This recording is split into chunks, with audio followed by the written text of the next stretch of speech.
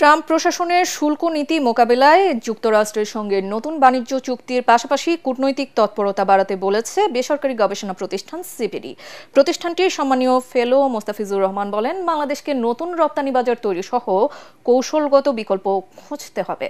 রাজধানীর একটি হোটেলে সিপিডি আয়োজিত সংলাপে তিনি এসব কথা বলেন। এতে বক্তারা জানান, মার্কিন শুল্ক নীতি শুধু বাংলাদেশে নয়, পুরো বিশ্ব অর্থনীতিকেই দুষ্টু চক্রের মধ্যে ফেলবে।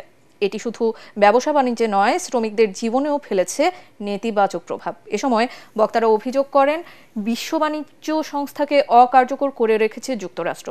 তৈরি পোশাক খাতের ব্যবসায়ীরা অভিযোগ করেন, গ্যাসের দাম বাড়ানো, স্থলবন্দর দিয়ে সুতা আমদানি বন্ধ সহ সরকারের বিভিন্ন সিদ্ধান্ত তাদের প্রতিবন্ধকতা তৈরি করছে। This is supposed to be 21st century, supposed to be Asian century.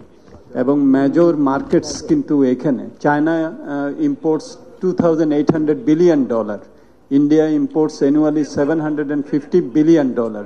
আমার এক্সপোর্ট চায়নাতে লেস দেন $1 বিলিয়ন, ইন্ডিয়াতে লেস দেন $2 বিলিয়ন। সো এই জায়গাটাতে আমাদের আসলে যদি আমরা মনোযোগ দিই, তাহলে প্রোডাক্ট ডাইভার্সিফিকেশন, মার্কেট ডাইভার্সিফিকেশন করে আমরা এই যে ডিপেন্ডেন্স এবং এই যে এখন একটা আমরা অ্যাপ্রিহেনশনের মধ্যে পড়েছি, সেগুলোও কিন্তু আমাদের লাঘব হবে।